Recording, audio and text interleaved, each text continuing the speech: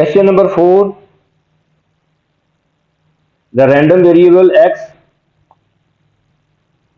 takes each of the values 1, 2, 3, 4 with probability 1 over 4. Two independent values of x are chosen at random. If the two values of x are same, the random variable y takes that value. Otherwise, the value of y is the larger value of x minus smaller value of x. Draw up the probability distribution table for y. This question is from discrete random variable. यहाँ पे इस question में दो variables हैं. Random variable x जो है वो उसकी वैल्यूज हैं 1, 2, 3, 4 और probability of each number is 1 over 4. Probability of 1 वो भी 1 over 4 है. Probability of 2, probability of 3, probability of 4 each is 1 over 4. Probabilities of the variable x are given 1 over 4 of each. Two independent values of x, in values में से 1, 2, 3, 4 में से to values हमने choose करनी है at random. If two values of x जो हमने choose करनी है दो एक्स की वैल्यूज अगर वो सेम है, if two values of x are same, अगर वो सेम आ जाती है, फॉर एग्जांपल 2 है दूसरी भी 2 है, रैंडमली चूज करना है, the random variable y takes that value. तो y की वैल्यू वही होगी क्योंकि सेम है, 2 है तो y की वैल्यू 2 होगी. 2 है, दो वैल्यू चूज करनी है, 2 तो y की वैल्यू जो होगी वो होगी 2. अदरवाइज अगर डिफरेंट वैल्यूज हो, x में से दो डिफरेंट वैल्यूज आ जाए, फॉर एग्जांपल 1 है एक, दूसरी है 2, तो फिर y की वैल्यू क्या होगी? Otherwise the value of y is the larger value of x minus smaller value of x. For example 3, 2 है तो larger value is 3, smaller is 2, तो आंसर इज 3 minus 2 1. फिर y की वैल्यू 1 होगी. तो अब आपने draw up the probability distribution table for y. अब हमने देखना है कि y जिस तरह x कैन टेक वैल्यूज 1, 2, 3, 4, तो y जो वेरिएबल है उसकी वैल्यूज क्या हो सकती हैं, उसके लिए हमने वो टेबल बनाना है जिसको पीडीएफ भी कहते हैं, प्रोबेबिलिटी डिस्ट्रीब्यूशन टेबल भी कहते हैं. तो इसके लिए first of all we will find the possible outcomes. Possible outcomes कैसे फाइंड कर सकते हैं? इसके लिए मैं यहाँ पे टेबल में बनाता एक बॉक्स में शो कर लेते हैं. x की वैल्यूज हो सकती हैं 1, 1, दोनों 1 आ सकती हैं, 1, 2, 1, 3, 1, 4 ये आ सकती हैं, या 2, 1, 2, 2, 2, 3, 2, 4, या 3, 1, 3, 2, 3, 3, 3, 4 हो सकती हैं. ये x की वैल्यूज ये हो सकती हैं क्योंकि दो वैल्यूज हमने उनमें से लेनी है, रैंडमली चूज करनी है दो वैल्यूज फ्रॉम x. x की वैल्यूज क्या है? 1, 2, 3, 4.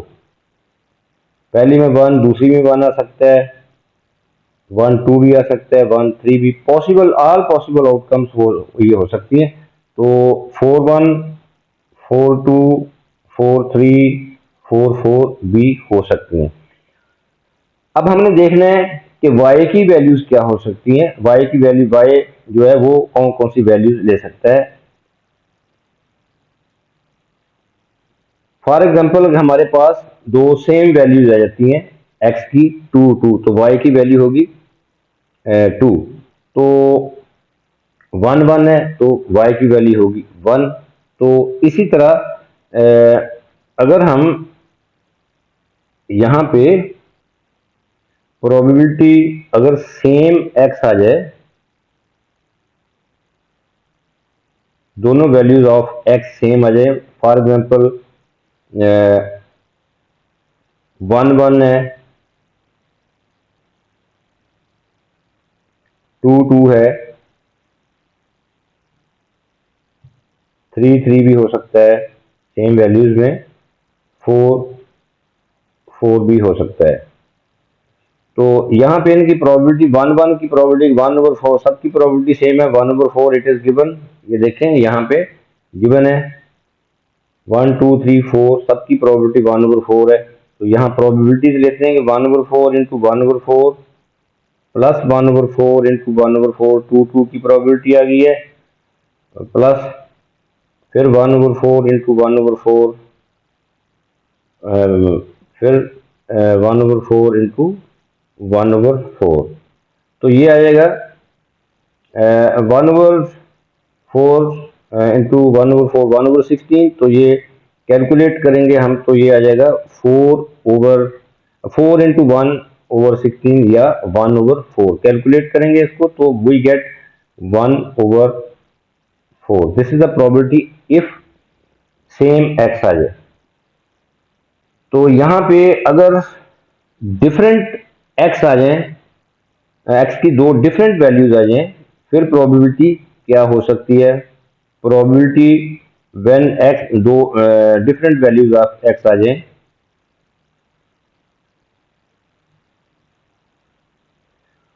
वो पॉसिबिलिटी ये हो सकती है 1/1 भी हो 1/1 भी हो सकता है।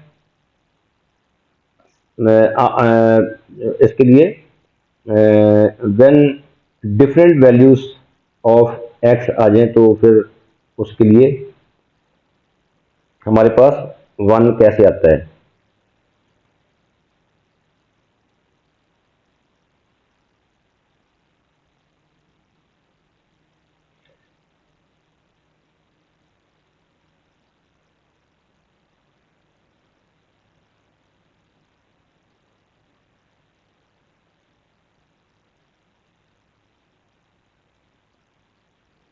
उसके लिए 1 ऐसे आएगा कि हम डिफरेंट वैल्यूज के लिए फॉर एग्जांपल 2 3 है, 3 2 है,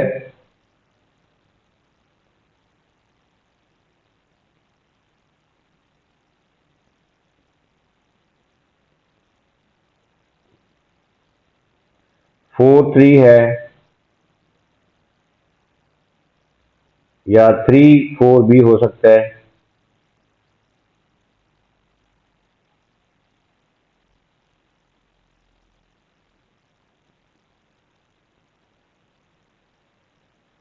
यहाँ पे आप देख रहे हैं कि लार्जर वैल्यू 3 है, 3 में से 2 माइनस करेंगे तो 1 आ गया। यहाँ भी 3 लार्जर वैल्यू 2 माइनस करेंगे तो 1 आ जाएगा। यहाँ भी माइनस करेंगे लार्जर वैल्यू में से स्मॉलर वैल्यू पे 1 आएगा। यहाँ से भी स्मॉलर वैल्यू जो है 3 है और लार्जर वैल्यू 4 है, तो सब्ट्रैक्ट करके y की वैल्यू 1 आ सकती है।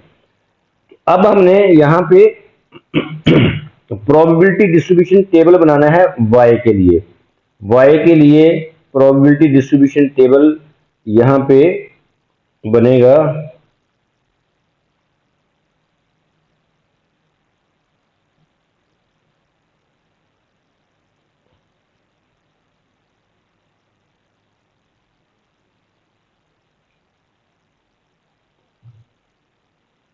y and probability of y।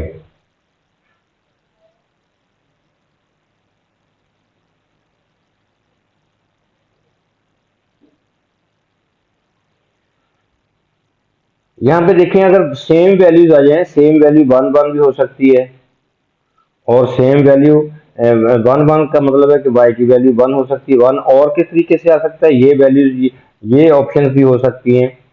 2 3 subtract करके 1 आ जाता है, 3 2 सब्ट्रैक्ट करके 1 आ जाता है, 4 3 सब्ट्रैक्ट करके 1 आ जाता है। इसी तरह इसमें भी 3 4 में भी सब्ट्रैक्ट करके 1 आता है। सो y कैन टेक वैल्यूज 1। अगर 2 2 आ जाता है, 2 2 आ जाता है तो सो y विल टेक वैल्यूज 2 है। और 2 जो है वो कैसे आ सकता है?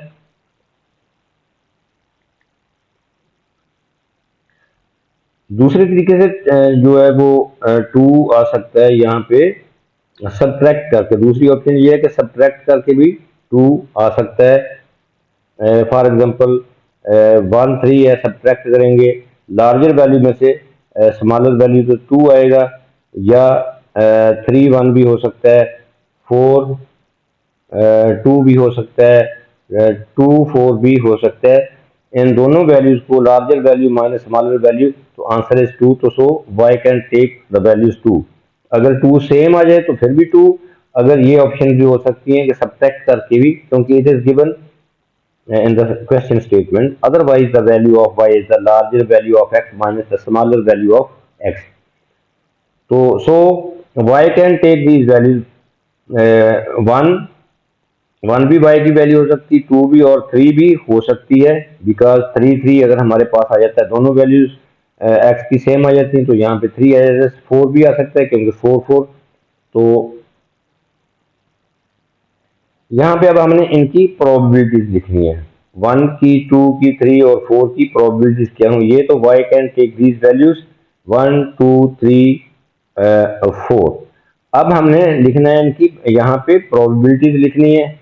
प्रोबेबिलिटीज क्या होंगी 1 की, 2 और 3 4 की, तो वो हम यहाँ पे लिखेंगे।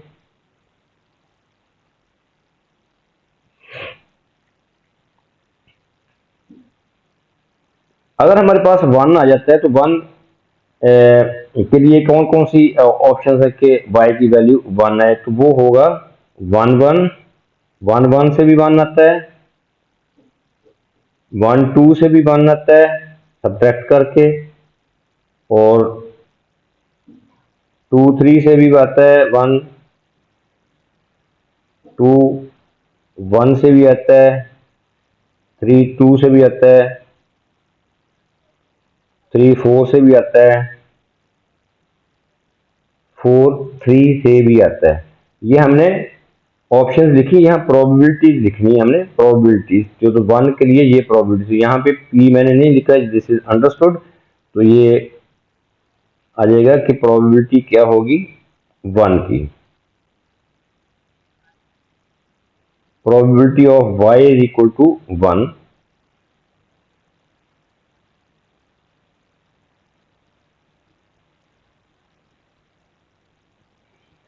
तो अब हम देखेंगे यहाँ 1 1 की प्रोबेबिलिटी क्या है, 1 1 की क्या है, 1 2 की क्या है, 2 3 की क्या है।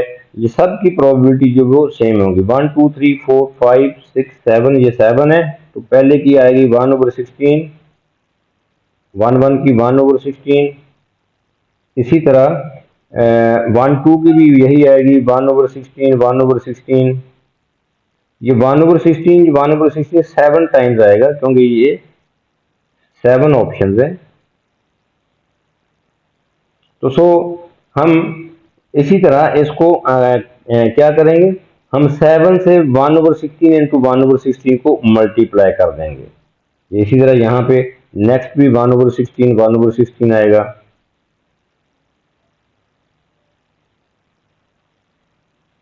नेक्स्ट भी 1/16,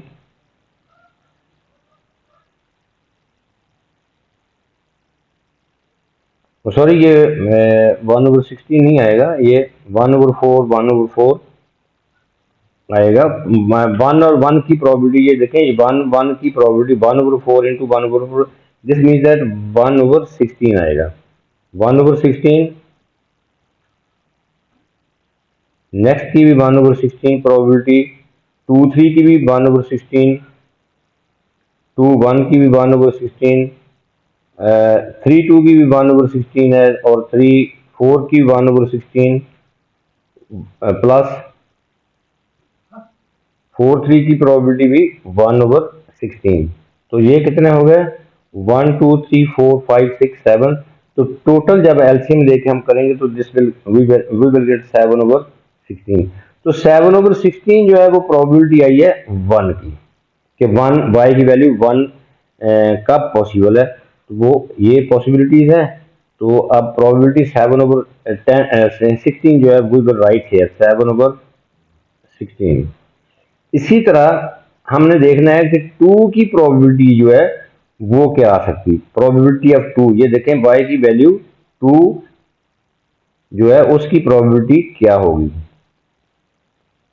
y की वैल्यू 2 है, तो उसके लिए यहाँ पे उसकी प्रोबेबिलिटी क्या होगी। फिर हम देखेंगे y की वैल्यू 1 3, फिर प्रोबेबिलिटी क्या है 4 हो, तब क्या है।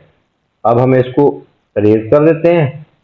अब हम देखेंगे probability of y is equal to 2। Probability of y is equal to कैसे आता है?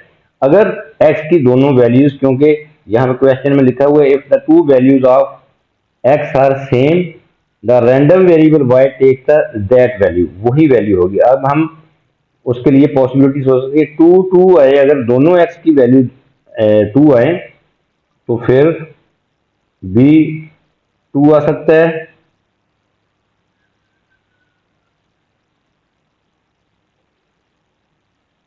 टू दोनों x की वैल्यूज हैं, इसका मतलब यहाँ y की वैल्यू 2 आ सकती है। या सब्ट्रैक्ट करके, अगर 2 सेम वैल्यूज नहीं है तो डिफरेंट है तो 2 कैसे आता है? सब्ट्रैक्ट करके 4 2 भी हो सकती है, 2 4 भी हो सकती है, 1 3 से भी 2 आता है सब्ट्रैक्ट करके, या 3 1 से भी। अब हमने प्रोबेबिलिटी लिखनी है यहाँ पे 2 की प्रोबेबिलिटी है 1/4 इंटू 1/4, दिस मीन्स दैट 1/16। तो अब यहाँ पे लिखेंगे 1/16। नेक्स्ट 4 2 की प्रोबेबिलिटी भी इसी तरह 1/16 है, क्योंकि 1/4। 4 की प्रोबेबिलिटी भी 1/4 है, 2 की प्रोबेबिलिटी भी 1/4 है, मल्टीप्लाई करेंगे 1/16। इसी तरह 2 4 की प्रोबेबिलिटी भी 1/16 है। नेक्स्ट 1 3 की प्रोबेबिलिटी 1/16 प्लस 3 1 की प्रोबेबिलिटी 1/16। तो 1/16 जो है 1 2 3 4 5, तो वी गेट फाइनली 5/16। तो आंसर इज 5/16। तो यहाँ पे अब हम लिखेंगे 2 की प्रोबेबिलिटी, y की वैल्यू जब 2 है तो प्रोबेबिलिटी होगी 5/16। तो वी राइट हियर 5/16। अब हम देखते हैं कि व्हेन y की वैल्यू जो है 3 है तो उसकी प्रोबेबिलिटी क्या होगी।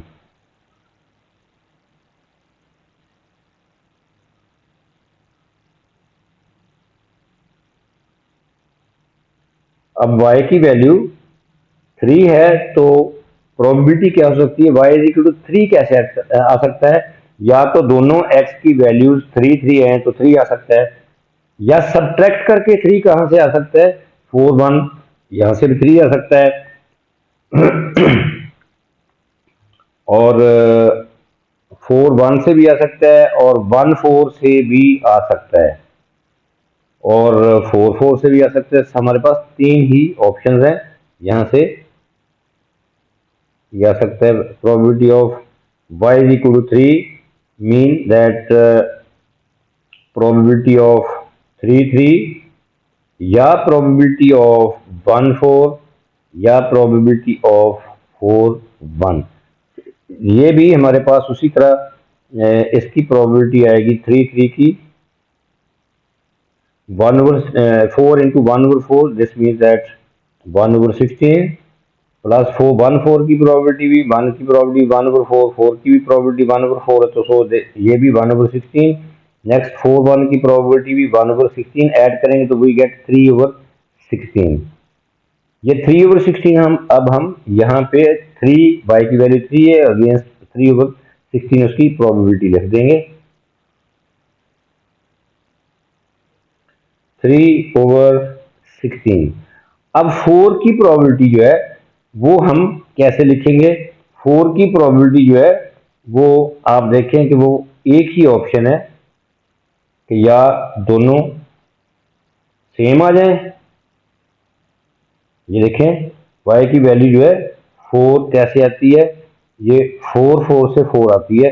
दूसरी ऑप्शन हमारे पास कोई नहीं है कि दोनों को सब्ट्रैक्ट करके 4 कहीं से नहीं हमें मिलेगा, तो ओनली द ऑप्शन इज 4 4। तो प्रोबेबिलिटी ऑफ 4 4 जो है वो आ जाएगी 1/16, 1/4 इंटू 1/4, दैट इज 1/16। तो सो वी राइट हियर 1/16। तो अब आपने देखना है इसका दूसरा तरीका यह भी था कि अब हमने इन तीनों की प्रोबेबिलिटीज जो है, 1 की प्रोबेबिलिटी 7/16 है, 2 की 5/16 है, 3 की 3/16 है। इन तीनों को हम ऐड करके 1 में से सब्ट्रैक्ट भी कर सकते थे, तब भी 1/16 ही आना था, क्योंकि टोटल प्रोबेबिलिटी का सम जो होता है वो 1 होता है। तो सो ये हमने टेबल को डिस्क्रीट रैंडम वेरिएबल डिस्क्रीट जो है डिस्क्रीट रैंडम वेरिएबल वाई, उसका हमने ये पीडीएफ बना दिया है। प्रोबेबिलिटी डिस्ट्रीब्यूशन टेबल जो है हमने वो कंप्लीट कर लिया है।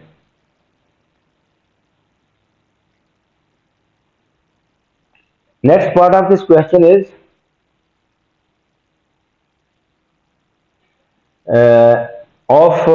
this part of the part of this question, part B is conditional probability. Find the probability that y is equal to 2 given that y is even. यहाँ दो इवेंट्स आ रहे हैं, एक इवन कह दिया है, दूसरा y की वैल्यू को 2 कह दिया है। Given that mean actually we have to find the probability of y is equal to 2 given that y is even. This means that इसकी probability हमें already given है। Actually we have to find the probability of y is equal to 2, y is even, this is given. So this is general formula for conditional probability.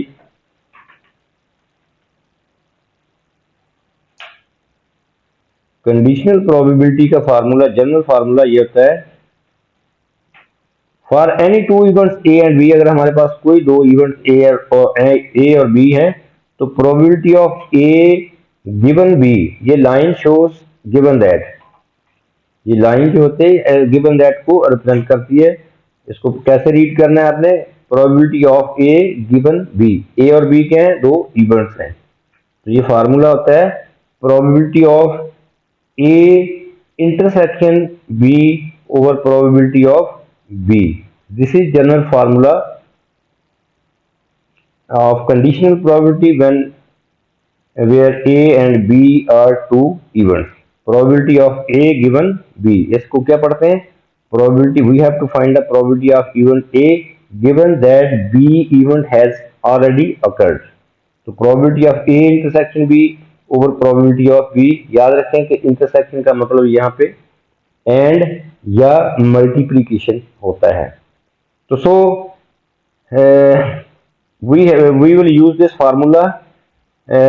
Find the probability of y is equal to given y is even. Even के लिए हम e use कर लेते हैं, 2 के लिए 2 ही use करेंगे, तो so we can write, अब हम इसको इस फॉर्म में लिखना चाहते हैं तो इसको यूं लिख लेते हैं कि प्रोबेबिलिटी हमने फाइंड करनी है probability of y2, this means इसका मतलब क्या है, y इज इक्वल टू 2, या आपने खुद ऐसे लिख लेना है, y इज इक्वल टू 2 को y2 से रिप्रेजेंट कर रहे हैं, गिवन दैट y इज, या given that y is even, तो उसके लिए लिख लेते हैं हम y के साथ बॉटम पे इसके e लिख लेते हैं।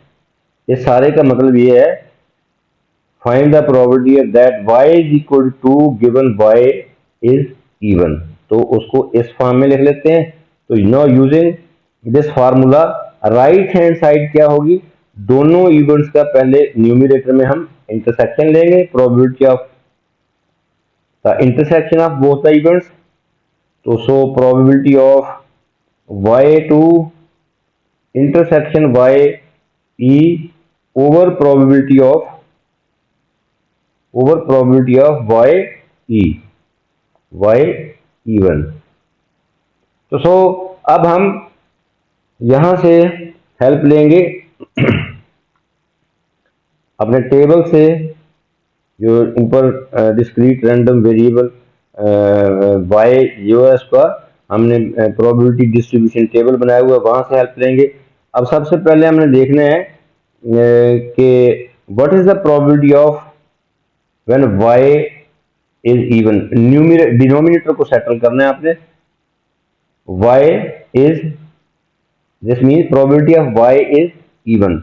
अब आप देखें यहाँ पे y की वैल्यूज ये आपको नजर आ रही हैं, यहाँ पे y इवन या 2 है या 4 है, इनकी प्रोबेबिलिटीज क्या है, 5/16 और 1/16।